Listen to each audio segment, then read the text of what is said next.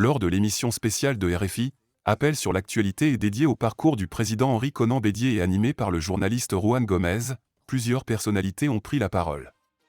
Parmi elles, le ministre d'État Kouassi Adjoumani, porte-parole du RHDP, Jean-Noël Loukou, ancien directeur de cabinet du président Bédié, et actuel secrétaire général de la Fondation Félix Houphouët-Boigny, le docteur Amou Sylvestre, secrétaire exécutif en chef du PDCI-RDA, et Koné Katinante Justine, président du Conseil stratégique et politique du PPACI.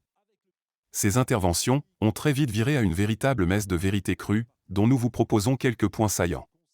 PDCI, Justin Koné Katinante, Henri Konan Bédié, bâtisseur de la Côte d'Ivoire, artisan du miracle ivoirien, et c'est vrai qu'il a mis en place des initiatives économiques qu'on peut qualifier de patriotiques. Oui, merci beaucoup. Je voudrais, à l'entame de cette émission, c'est vrai que nous sommes enthousiastes, mais nous ne pouvons pas oublier qu'on a perdu l'un des fils illustres de ce pays. Et je voudrais vraiment présenter encore une fois de plus, au nom du président Laurent Gbagbo, nos condoléances à la famille du président Bédié, à son parti politique et à la nation. Ceci dit, pour moi, en ce qui me concerne, le président Henri Konan Bédié était un patriote dans l'âme. Et nous pensons qu'au bout du compte, c'est ça qui lui a valu d'ailleurs la perte de son pouvoir. Il était un patriote dans l'âme, il avait construit, il avait essayé donc de construire une économie qui soit conforme à sa vision patriotique de la Côte d'Ivoire. Tout ce que nous sommes en train de dire, de façon globale, c'est sa vision patriotique qu'il avait pour la Côte d'Ivoire. Au bout du compte, je pense que ça a été son... à la limite, qui était retourné contre lui. Et vous faites référence au coup d'État de 1999. Dire que vous avez cité tout, mais n'oublions pas que c'est le premier aussi qui a posé la question d'une législation sérieuse sur la question de la terre en Côte d'Ivoire. Ça aussi, c'est un acquis fondamental qui dénote un peu le patriotisme politique et le patriotisme du président Konan Bédié. Et ça méritait d'être souligné, bien évidemment. Justin Koné Katinante. On retourne au public. Bonjour Stanislas. Bonjour Juan. On va s'arrêter avec vous à l'année 1995, puisque vous souhaitiez que l'on revienne sur l'élection d'Henri Konan Bédié à la tête de la Côte d'Ivoire. Oui. Malheureusement, ce que je déplore dans ça, c'est que Bédié avait deux faux camarades. Deux faux camarades, je veux parler du président Gbagbo et du président Alassane Ouattara. Il faut reconnaître qu'il a souffert, Bédié. Bédié, quand il dit quelque chose, tout de suite on le combat. Et c'est après qu'on dit le vieux avait raison.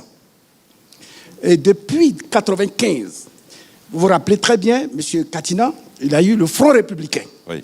C'était qui? Le Front républicain, c'était le Alassane Ouattara et Laurent Gbagbo. Et le président Gbagbo contre Bédié. Vous le savez très bien. Les deux personnes que vous venez de citer, je le rappelle, avaient décidé de boycotter l'élection présidentielle. Oh oui, ça a toujours été du 2 contre 1. Je dis, ça a toujours été du 2 contre 1. Après, maintenant, qu'est-ce qui s'est passé?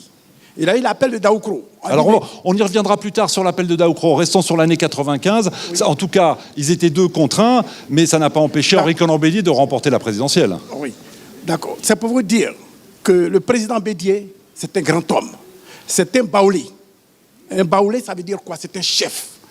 Et toutes les fois qu'il a eu des crises, Bédié a toujours apaisé tout le monde avec le bon ton et la manière. Alors, on va revenir sur 95 avec justement Justin Koné Katinante. C'est vrai qu'il y a eu le boycott actif dans les rangs du PDCI de Laurent Gbagbo pour cette élection. Alors, là où il ne faut pas faire la confusion, les combats politiques restent des combats politiques, ce n'est pas des combats personnels d'ordre personnel.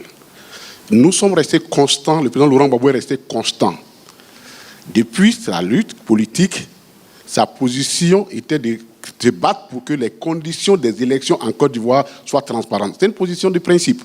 Que ce fût Bédié, que ce fût quelqu'un d'autre qui était à la place, c'était ça la condition qu'il a posée. Nous, aujourd'hui, qu'on oublie que le vote à 18 ans, c'était son engagement. Le bulletin unique, c'était son engagement. La commission électorale indépendante, c'était son engagement. Donc, c'est un engagement pour un principe, ce n'était pas une question pour rendre compte une personne. La preuve, aujourd'hui, le PDC est d'accord avec nous qu'il faut continuer de se battre pour rendre encore plus transparentes les élections. Donc, la question de l'alliance qui a eu lieu, circonstancielle, qui a eu lieu en 1995, il ne faut pas la prendre comme étant une réunion de faux amis du président Bédié contre lui. Mais c'est qu'il y a quelqu'un qui s'appelle le président Gbagbo qui avait une idée claire et qui s'est toujours battu pour que effectivement on arrive à des élections transparentes et justes. Et aujourd'hui, je pense que si le président Bédié était là, il se serait mis de son côté aussi pour qu'on améliore effectivement ces conditions. Donc, je ne parle pas de personne. Je voudrais qu'on entende Jean-Noël Loukou. C'est Oui. vrai que cet auditeur parlait de la rivalité dès 95 entre le président Bédié et Alassane Ouattara. C'est une rivalité qui remonte en fait au moment du décès du père de l'indépendance en 93. Oui, avant d'y revenir, ce que l'auditeur a dit, ce qui était reproché au parti de M. Katina, du président Laurent Gbagbo, ce n'est pas d'avoir eu des revendications pour qu'il y ait des élections transparentes, équitables, avec le vote à 18 ans, les urnes transparentes, etc. Ce qui vous est reproché, et ça l'histoire en tiendra compte, c'est de vous être associé par le boycott actif à une tentative de coup d'État. Parce qu'en 1995, ça a été une tentative de coup d'État qui a échoué.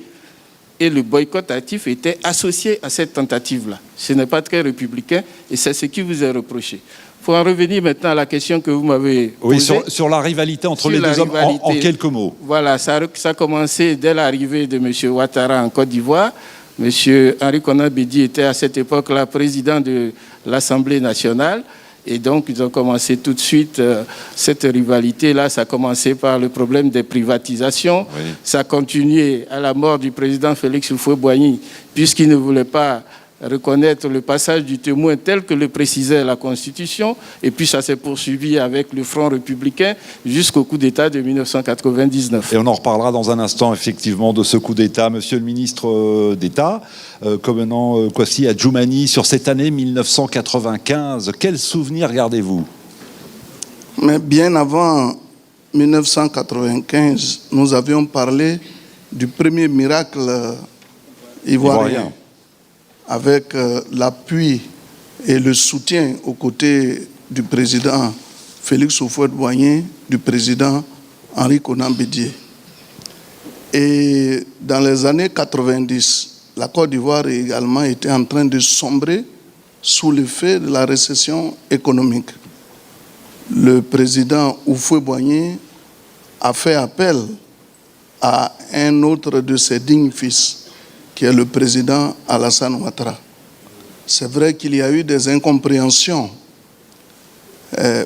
mais l'occasion pour moi n'est pas de rappeler tout ce qui a été à l'origine des souffrances que nous avons connues. Moi-même qui vous parle, j'étais le rapporteur général de la Commission nationale d'enquête présidée par M.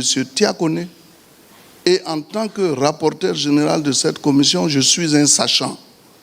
Je ne voudrais pas qu'à l'occasion de la mort du président Henri Konan Bédié, qui a pardonné, parce qu'à un moment donné, quand il y a eu le coup d'État... On va revenir au coup d'État dans un instant. Donc, je ne voudrais pas qu'on rappelle des choses qui fâchent. Alors, aujourd'hui, nous sommes venus rendre hommage à un grand dignitaire. J'entends bien. Et je crois qu'il faut qu'on s'en tienne à ça, sinon nous allons transformer cette séance de travail en débat politique. Non, il ne s'agit pas de faire un débat politique, il s'agit de retracer évidemment les années Henri Konan Bédié. En quelques secondes. Professeur, je voudrais quand même rectifier un certain nombre de choses. Je ne souhaite pas être là, avec tout le respect que je vous dois, et dire qu'en 1995, pour nous, c'était une tentative de coup d'État. En ce qui concerne les FPI, non. Peut-être que s'il y avait d'autres vérités ailleurs, en ce qui nous concerne, nous, non. À la question de l'ivoirité et de ses origines, nous avons assisté à plusieurs interventions. Aboubacar, comme plusieurs auditeurs, vous souhaitiez revenir sur le concept d'ivoirité. Oui, absolument, Juan. Je voudrais dire que le patriotisme, le nationalisme, ça existe partout dans tous les pays. Le problème avec l'ivoirité, c'est que, en essayant de conceptualiser ce phénomène-là, en essayant même de l'institutionnaliser, ça créait des abus. Voilà, et j'avais une anecdote à partager avec vous. Allez-y. Mon père, lui, il est arrivé juste avant les indépendances avec sa tante ici en Côte d'Ivoire. Il a fait l'école, les études. Quand vous dites il est arrivé d'où? Du Burkina. D'accord. Burkina Faso. Il a fait l'école, les études et il a donné 30 ans de sa vie à la Société d'électricité de Côte d'Ivoire, au plus haut niveau avec des décorations et tout ça. Un jour, il se fait contrôler par un policier qui lui demande les pièces du véhicule. Il donne les pièces du véhicule. Le policier, voyant peut-être le nom de famille, lui demande sa pièce d'identité. Donc il lui donne sa pièce d'identité et le policier qui lui dit « Traoré, Traoré, est-ce que ça c'est ivoirien ?» Donc c'est pour vous dire que c'est un concept qui a peut-être été galvaudé, mais qui a profondément divisé la société ivoirienne. Effectivement, qui a fracturé le pays durant de très nombreuses années. Passez le micro à Achille et ensuite on écoutera nos différents invités, bien évidemment. Achille, sur ce point précis, le concept d'ivoirité. Pour moi, le concept d'ivoirité tel que émis par le président Henri Konan Bédié était une mise en valeur de la culture ivoirienne, une mise en valeur sociale, économique, une mise en valeur sociale, économique et politique de la culture ivoirienne. C'était mettre l'Ivoirien au cœur de la politique, au cœur du social, au cœur de l'économie. Pour moi, c'est comme ça que j'ai perçu l'ivoirité. Et pourtant, certains en ont profité justement pour diviser le pays. Ceux qui ont divisé le pays, ce n'est pas Henri Konan Bédié, c'est ceux qui ont fait de l'ivoirité un outil politicien. Je voudrais qu'on donne le micro à Jean-Noël Loukou.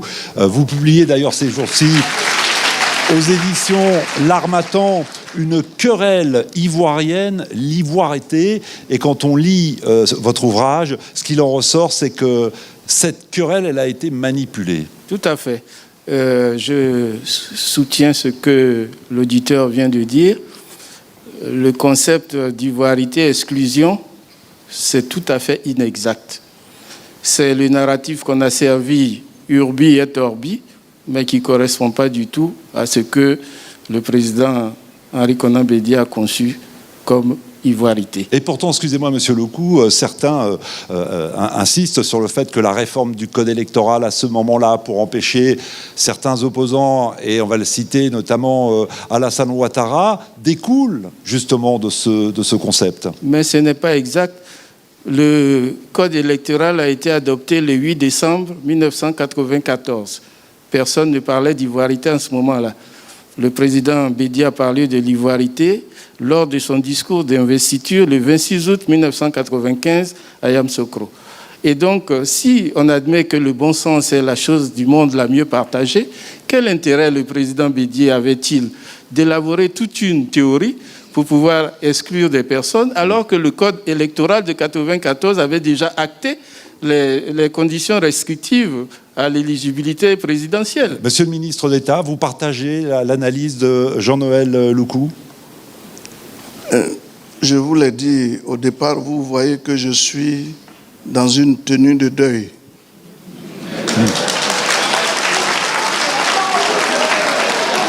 S'il vous plaît. S'il vous plaît, laissez parler Monsieur le ministre. Mon objectif en venant ici aujourd'hui, ce n'est pas de tirer sur Pierre ou Paul. Moi, je connais le président Bédié. Je sais ce qu'il pensait en faisant intervenir le concept d'ivoirité. Alors justement, que souhaitait-il en mettant en œuvre ce concept ?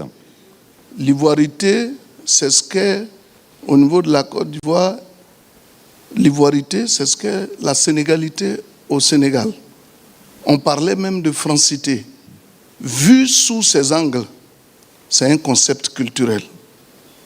Mais à l'intérieur même de notre parti, ça, il faut avoir le courage de le dire, il y a eu des gens qui l'ont utilisé autrement.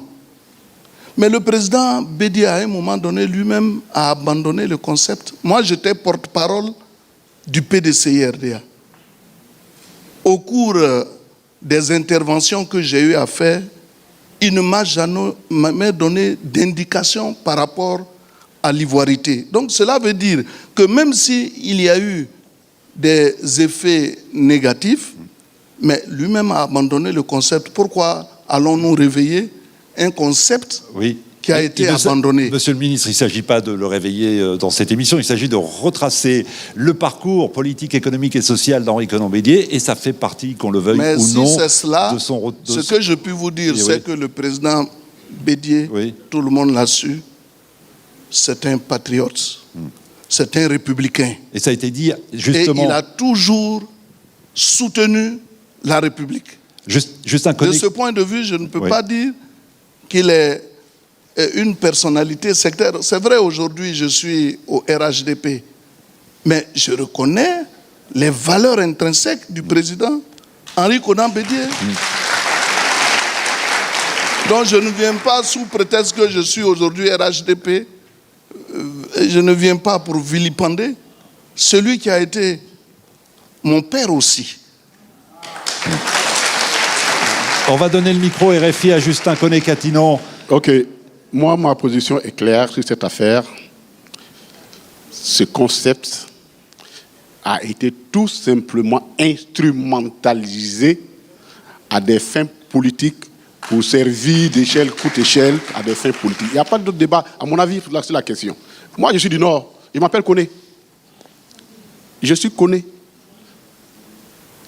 Et bon, je ne suis pas au fouettiste, mais je reconnais quelque chose en Faux-Boigny. C'est que moi, quand j'allais au lycée, mes amis n'étaient même pas des Tabanais, des gens du Nord. On nous a appris à vivre dans cet élément-là. Qu'à un moment donné, le président Bédié dit, compte tenu de l'évolution de la Côte d'Ivoire, il faut qu'il y ait quand même une priorité nationale qui soit donnée à un certain nombre de choses. Cela n'en fait pas un homme d'exclusion. Ça n'en fait pas un homme d'exclusion. Moi, excusez-moi, j'ai passé 10 ans au Ghana.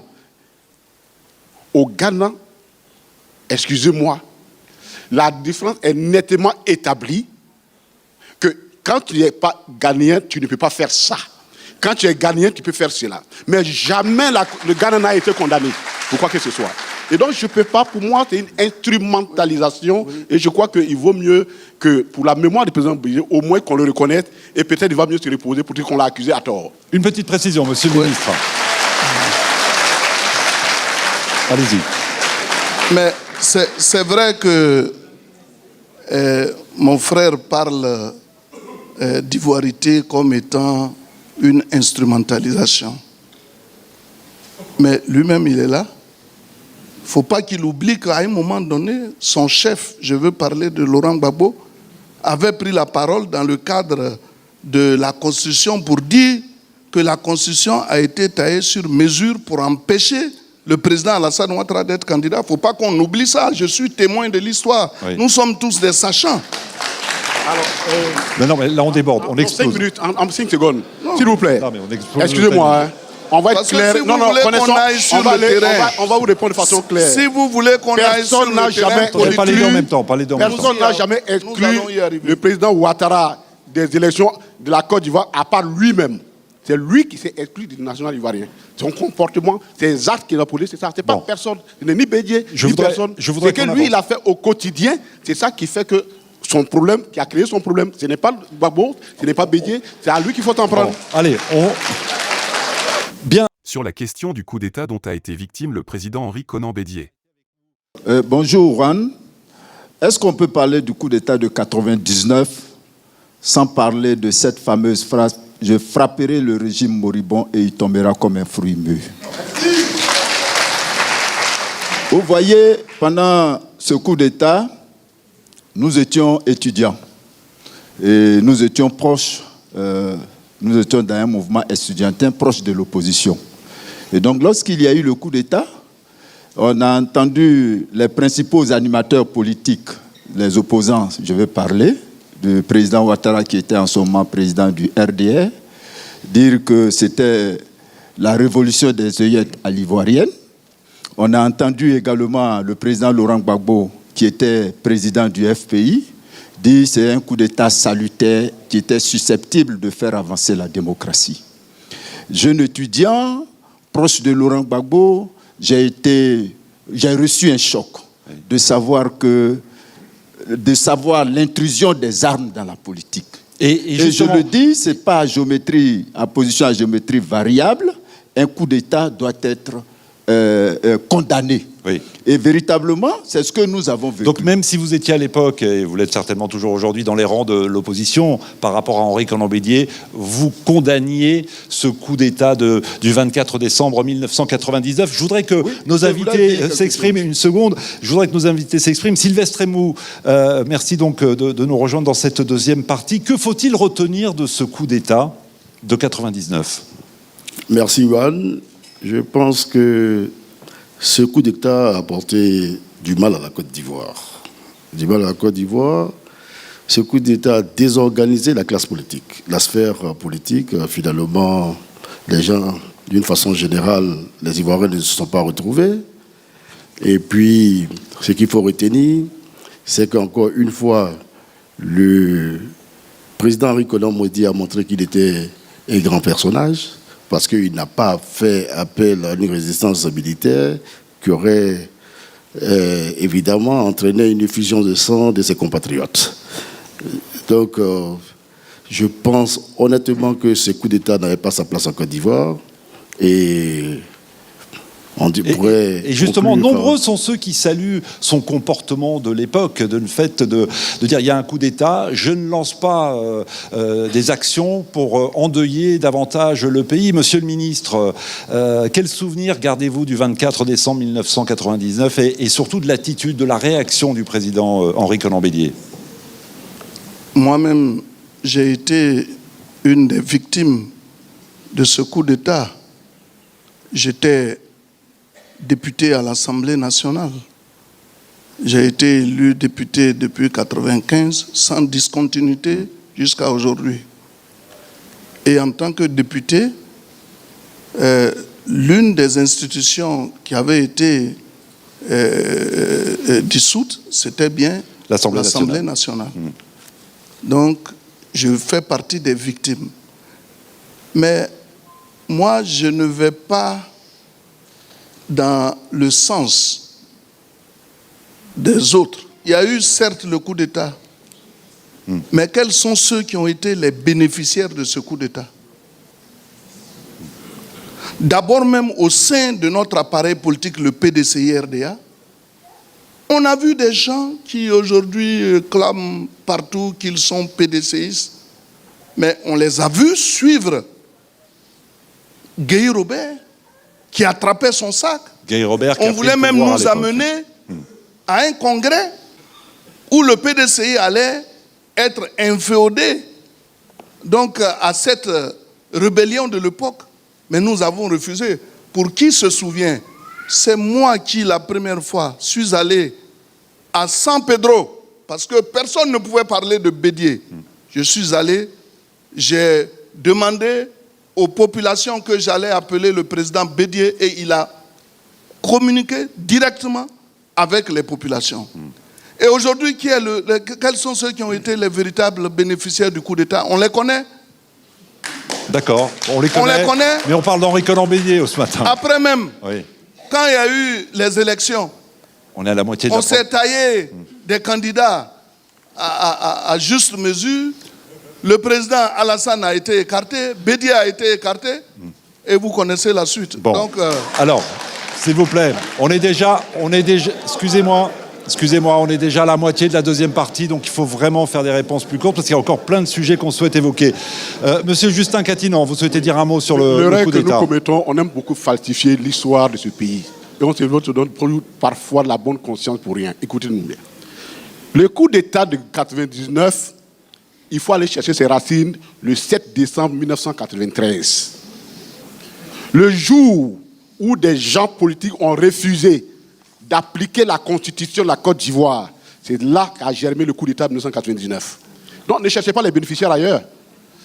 Le bénéficiaire est celui qui a fait le coup d'État. Voilà. Et en 1993, cela a bien commencé. Et le président Laurent Gbagbo, que vous savez accuser ici, c'est déjà lui en 1993 qui s'est opposé et qui a demandé qu'effectivement on respecte la Constitution pour que le président Bédié devienne président. Donc, s'il vous plaît, mais vous, les militants du PDCI, s'il vous plaît, ça aussi pour l'histoire, retenez.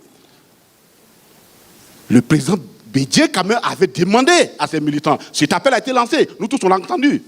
Qui est sorti pour le soutenir?